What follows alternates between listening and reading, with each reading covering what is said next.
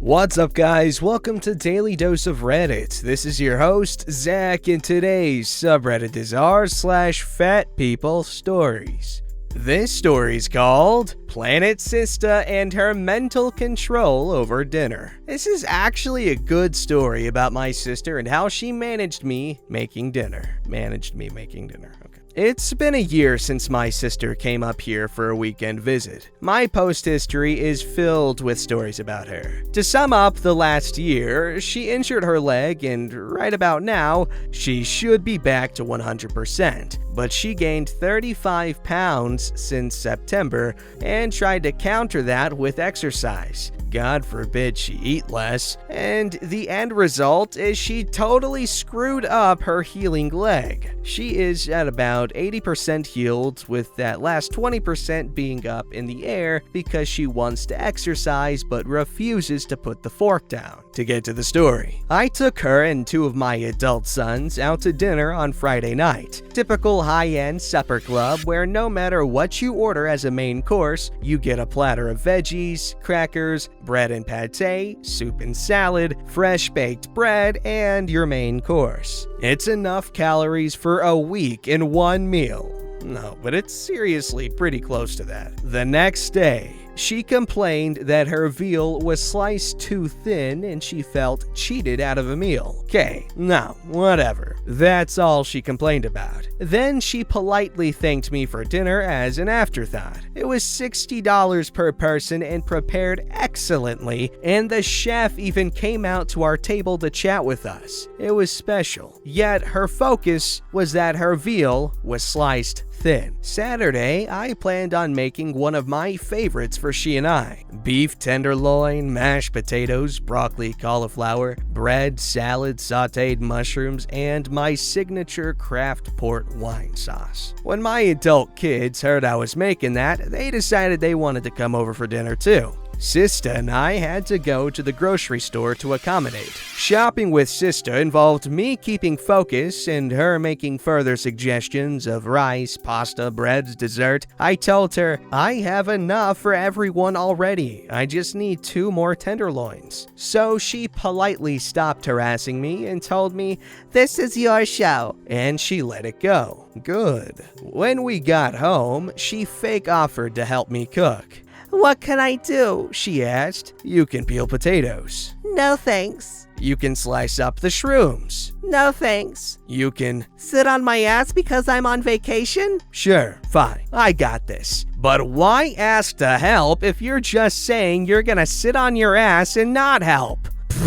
During the prep, she asked for cheese and crackers. Unfortunately, I did not have cheese. She complained. I offered cashews, peanuts, almonds, the salad, M&Ms, anything to shut her up. Nope, she wanted cheese and crackers and sat down and pouted. She's 52, for God's sake. She was worried there wasn't enough food. She looked for rice. I'm all out. She looked for more potatoes. I had peeled 7 for the 4 of us. There are no more. She inspected the size of the meat and proclaimed that she gets the biggest. Fine, but my 21-year-old 6'4" son was supposed to get that one. Just claim it. Fine. "Are you sure we have enough food for everyone?" Yeah. That is what normal portions look like. I set out the salad and she sat herself down at the table, proclaiming she "Ain't moving from this spot. Just put all the food in front of her, while my kids came to the stove buffet style as usual. We piled a crap ton of food on her plate. We carefully placed it in front of her as one would place raw meat in front of a starving tiger. For a solid 10 minutes, she didn't say a peep.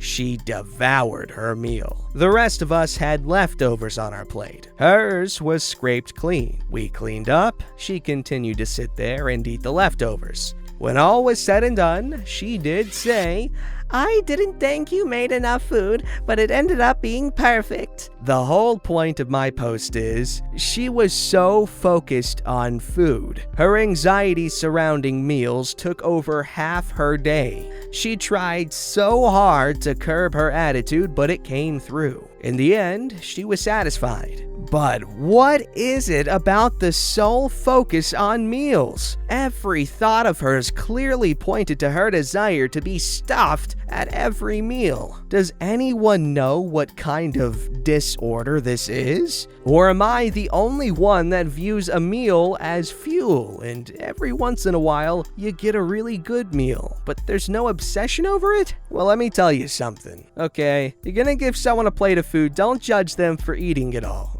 okay? Food is important to a lot of people. Some it's too important, yeah, but food is an occasion. You talk about having favorite meals and stuff, yet you act confused at the thought of someone being excited for a meal. A lot of work, trial and error, and, potentially hundreds of years of, iteration upon iteration upon iteration of some meals. So many hundreds of hours have gone into that one recipe you very, very much love. However, you are right, she did obsess too much about her meals. And yes, that is very unhealthy, and she was being very rude, so don't get me wrong. So this story's called Skinny Fitness Shamed on a Date? So over the summer, I caved and downloaded Tinder again. I had a few good dates, and then I had this one. Here's our cast. There's me, a really gay college freshman, and Freshman 50. a bisexual college graduate. So I matched with an attractive woman on Tinder. Hell yeah! She was a bit on the thicker side, but she was still pretty as hell. I was kinda tired of endless conversations leading nowhere, so I asked her if she wanted to get coffee or something in my very first message. She agreed cheerfully and suggested that we meet on the nearby college campus that I was attending and she had just graduated from, and play Pokemon Go. I agreed to it. Going outside and walking seemed like a fun thing to do together. Plus, she was gonna bring her dog, and I was gonna pack a picnic lunch to impress her with my cooking. I slather my pasty skin in sunscreen and then walk to campus. I waited for her, a little surprised to beat her there because I was running late and walking with a backpack full of food. She texts me to let me know she's parking, and I turn around to look for a woman wearing yellow and walking a dog.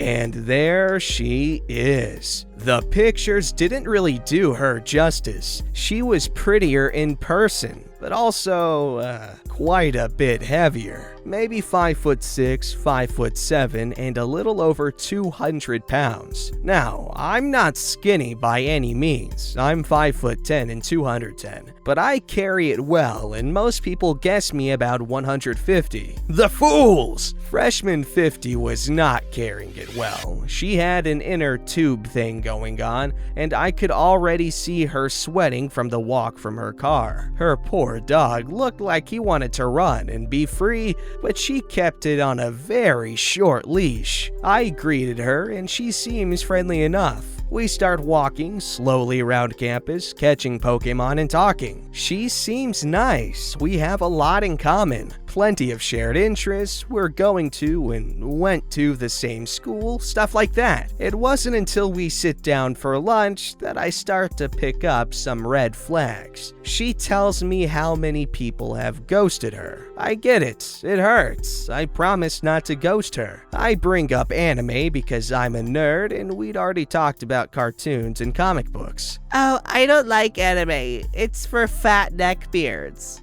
Okay, moving right along. What else do you like? You have a dog? You like Pokemon Go? Do you like to jog with your dog or while you play? I'm not super big on cardio, but I do enjoy weightlifting. Oh no, running is bad for my joints. When I started college, I gained 50 pounds and had to stop working out. I don't want to lift weights because that will turn me into a gross muscular woman. That isn't how it works. Never mind. 70 pounds? That's rough. I get that it's hard to make sure you eat healthy and stay active when you live on your own for the first time. That was, 4 years ago? Have you lost most of the weight? I was ignoring the gross, muscular woman comment at that point.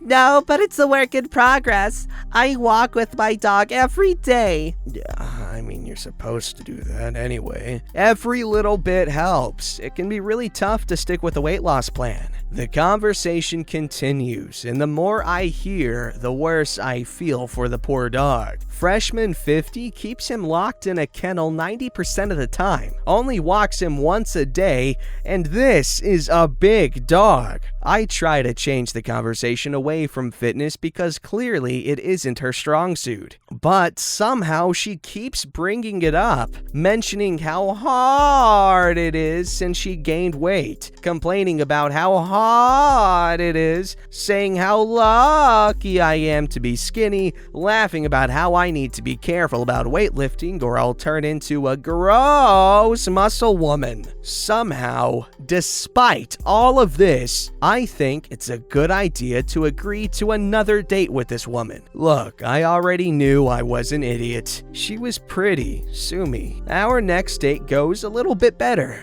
No sad dog looking longingly into the distance. We play more Pokemon Go and she only complains about the heat once. She pants like a dog when we get back to her car and we go back to her place to watch a movie. We cuddle because I'm a cuddly woman. She teases me about how she can feel my ribs. I pause. Those aren't my ribs. What? Feel me breathing? My ribs are up here. Then what's this hard spot? That's muscle. Do you not know what muscle feels like? But your sides are supposed to be soft. My sides are soft. No, they aren't. My sides are soft. She grabs my hand and pulls it to her side. I've got some certified muffin tops, but my hand was engulfed in a fat roll almost instantly. I'm finally starting to realize that maybe she put on more than 50 pounds since starting college, trying to make the best of an awkward situation. Wow, you're right. So soft. And then I promptly tickled her. Unfortunately, this wasn't enough to change the subject. You're so lucky to be so skinny. I couldn't feel my ribs like that since I was a little kid. Oh, luck of the draw and all that. After the movie, I noped the frick out of there. Or at least I tried to. Since she was my ride, she was more or less in charge of when I got to leave, unless I wanted to spend my very limited funds on an Uber. She kept pressuring me to stay longer, to come to her room. How lesbians move so fast. Next thing you know, we'll be moving in together, and tee-hee. Look, I don't care who you are. Those are some red flags. I managed to get her to drive me home significantly later than I had originally intended to leave. All the while, she was saying how she wanted to return the favor on that picnic and get me to eat so she could put some meat on my bones. I could still smell her sweat on my clothes. Okay, that last part was unnecessarily gross. Like, I've had some bad run-ins with people with poor hygiene, and it's bad enough just being around someone like that, but the context of my run-in, let me just leave it at it was a little more exposure than one typically might in a regular situation. But anyway, freshman 50 here definitely did not know what conversation topics to avoid. I don't know, there's just a lot of weird stuff going on here. This story's called Boyfriend Said I Was Too Fat for Him, Then Cheated on Me with Fatter Woman. First time poster, long time lurker, yada yada. Characters. There's me, 22, female, 5'6" and 158 pounds. I am not a dedicated gym rat and often give in to my sweet tooth. but I too try to get in some cycling 2 to 3 times a week and try my best to control portions. Boyfriend, 23, 5'10", and about 175 to 180 pounds. He used to be far heavier at 230 pounds, but is now pretty shredded after a fitness mania took over him a year ago. Plumpchus, 23, female, maybe 5'4", and easily between 220 and 230 pounds. Has huge boobs and dresses to show them off. So boyfriend and I have been together for 4 years. We met in college and hit it off quickly over our shared love for anime, the Beatles, playing the violin, food, and a hatred for exercise. As often happens with long-term couples, we started to gain weight over the years. I weighed 132 pounds when we first met, and he weighed maybe 190. Everything was fine until last year. We were at a party at a friend's place, and this somehow became an athletics event with everyone sloshed and spilling out into the yard, building obstacle courses, doing headstands, attempting flying kicks, and similar. All was well and good, but I noticed that boyfriend looked dejected, totally unlike his usual self. I asked him what was up, and after some prodding, he said he was sad because he couldn't do those activities for as long or as well as the other guys did it. He said he felt fat and like an ugly slug. I said, "You are most certainly not an ugly slug. Don't even say that." Then I got this seemingly brilliant idea. I said, "Go, you have my permission. Ask any girl out at this party on a date. Anybody. No one will reject you." Boyfriend was a popular guy, has a very handsome face, is rich and charming, and there were easily 15 to 18 girls at the party, some of them new to the group, hence unaware of him and me being a couple. Boyfriend was reluctant, but I pushed him a bit. Dumb move? Maybe, but I was drunk, and in my alcohol haze, I thought along these lines: if I cannot give him an ego boost right now, maybe other girls could. So he agreed. He asked out a couple of pretty slim types, and one of them declined. The other said she was gay. Then he approached Plumpchus. Now, while she certainly is fat, she also oozes a certain sex appeal. She has